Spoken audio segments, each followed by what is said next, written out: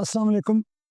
سامعین و ناظرین کرام، میں ہوں فرحت بادشاہ. آپ سن اور دیکھ رہے ہیں سنو پنجاب 89.4. یوم یکجہتی کشمیر منا رہے ہیں ہم. آج ہماری اسپیشل ٹرانسمیشن ہے اور اس وقت میرے ساتھ جو مہمان ہیں انٹرنیشنل ریلیشنز کے ایکسپرٹ ہیں، ناول نگار ہیں، تجزیہ کار ہیں، محقق ہیں اور تحقیق کے حوالے سے ایک تھنک ٹینک ان کا ان پروسیس ہے جو کہ پوری دنیا کے مختلف موضوعات پر تحقیق کو اور انالیسز کو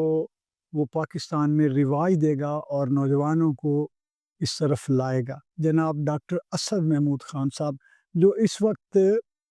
منہاج یونیورسٹی کے صدر شعبہ اردو ہیں اور اس کے ساتھ ساتھ ڈائریکٹر ہیں اسٹوڈنٹس افیئر کے بھی. بہت شکریہ. تھینک یو خان صاحب آج ہم ہماری اسپیشل ٹرانسمیشن ہے، 5 فروری ہے، اور میں آپ سے سوال یہ ہے کہ اتنے سالوں سے ہم برس سے یہ یوم یکجہتی کشمیر منا رہے ہیں، تو اس سال کیا کچھ نیا ہے یا بس چونکہ ہمارا جذبہ، ہماری محبت، ہمارا پیار، ہمارا دل کشمیریوں کے دلوں کے ساتھ دھڑکتا ہے، کیا یہ صورتحال کا تسلسل ہے اسی طرح کا یا کوئی اس دفعہ کچھ نیا بھی ہے؟ بہت شکریہ شاہ صاحب. سب سے پہلے تو آج کے دن کی مناسبت سے میں جو اپنے کشمیری ہمارے بھائی ہیں، بہنیں ہیں، بچے ہیں جو مسلسل ایک صدی کے قریب کا عرصہ گزرنے والا ہے اور اس ایک جد و جہد میں شامل ہیں اور ایک کوشش میں لگے ہوئے ہیں. بہت سی جانیں جو ہے وہ اس کاز میں جو ہے وہ سیکریفائس کر چکے ہیں، اپنی تن من دھن جو ہے وہ، میں اگر کہوں تو غلط نہیں ہوگا، وہ اس میں لگا چکے ہیں. لیکن اور ان کو میں اس کاز کے اوپر اپنے جو سٹینڈ ہے اس کے اوپر جو ہے ان کے مبارکباد پیش کرتا ہوں. ان کے ساتھ جو ہے ایک اظہار یکجہتی ضرور کرنا چاہوں گا، لیکن اس جذباتی وابستگی کے ساتھ، کیونکہ یہ جذباتی وابستگی جو ہے وہ ایک فطری معاملہ ہے میرے ساتھ، پاکستانیوں کے ساتھ، یا وہ لوگ جو بیسیکلی اس خطے کے ساتھ جڑے ہوئے ہیں، تو اس وابستگی کا ہمارا جو ایک فطری معاملہ ہے. دوسری طرف ہم اگر چلیں جو اس کو انٹرنیشنل ریلیشنز کے تناظر میں، یا جو سیاسی صورتحال ہے ریجن کی، اس کے تناظر میں جب آپ دیکھتے ہیں تو آپ ٹھیک کہتے ہیں. میں شاید جو آپ کو پوائنٹ سمجھ پایا یا جو میں لیڈ لے رہا ہوں، آئی تھنک آپ نے بالکل ٹھیک آئیڈینٹیفائی کیا ہوا ہے کہ یار اس وقت جو موجودہ جو سینیریو ہے اس میں دو چیزیں بڑی معنی رکھتی ہیں. ایک تو یہ کہ جو مودی سرکار کو، جو انڈینز کو بنگلہ دیش کے اندر جو انہیں ایک سیٹ بیک ملا، اور اس کے بعد کی جو ڈیولپمنٹ ہوئی اور جو ان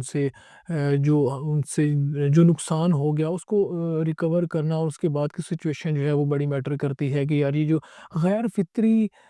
دباؤ ہے، الحاق ہے، وہ کبھی بھی پریویل نہیں کرتا. دس واز اے میسج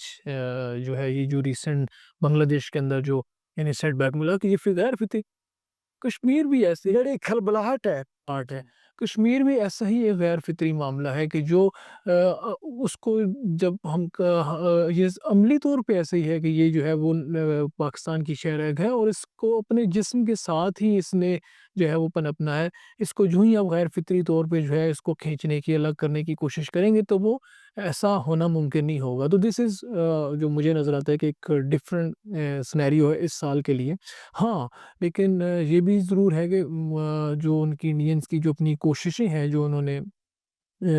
آئینی ترمیم کے بعد جو میں تو اسے آئینی فریب کاری بالکل آپ ٹھیک کہتے ہیں،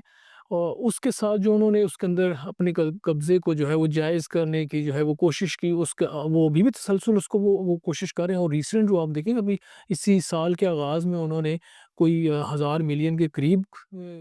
بلین ڈالرز کی جو ہے انہوں نے انویسٹمنٹ کی ہے ان ڈفرینٹ پروجیکٹس ان کشمیر، لداخ کے علاقوں کے لیے. وہ بھی آلدو کسی کا تسلسل ہے، لیکن اتنی بڑی انویسٹمنٹ، میں یہ سمجھتا ہوں یہ ایک تو ان کا وہ پرسویشن ہے جو وہ اس کو کاز کو لے کے کر رہے تھے، لیکن سیکنڈ یہ جو ریجنل ڈیولپمنٹ تھی بنگلہ دیش کی طرف، افغانستان کی طرف اور چائنا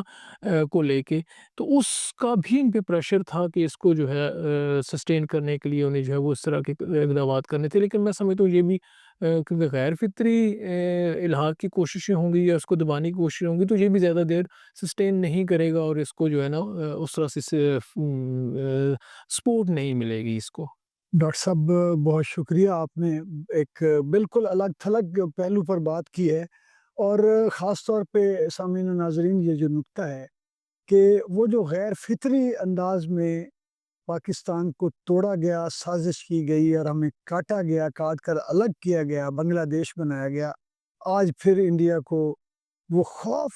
اور وہ پسینے آ رہے ہیں اس خوف سے کہ کہیں یہ کیا ہو گیا کہ یہ تو بنگلہ دیش جو ہے، یہ تو اس کی روح جو ہے یہ تو اپنی دوسری روح کے دوسرے حصے کے لیے تڑپ رہی ہے، مچل رہی ہے۔ یہ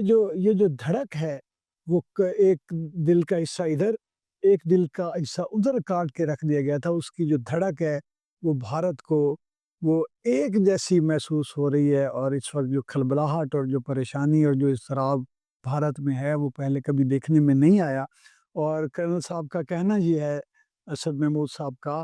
کہ یہ جو کشمیر کے ساتھ یہ جو فریب کاری آئینی کی گئی ہے اور یہاں پہ انویسٹمنٹ اور جو ڈرامے کیے جا رہے ہیں، یہ بھی اسی طرح کا غیر فطری کام ہے، اور فطرت کے ساتھ انسان جتنا غیر فطری کھلواڑ کرے فطرت اپنا آپ منوا کے چھوڑتی ہے۔ انشاءاللہ کشمیر آزاد ہوگا، کشمیریوں کو حق رائے دہی جو ہے اس کی تسلیم کرنی پڑے گی ساری دنیا کو، اور وہ اپنا حق لیں گے، اور وہ ایک آزاد مملکت کے طور پر پاکستان کے ساتھ دل سے دل ملا کے، بازو سے بازو ملا کے، سینے سے سینہ ملا کر پوری دنیا کے سامنے کھڑے ہوں گے۔ پروگرام سے اجازت دیجیے، اللہ حافظ۔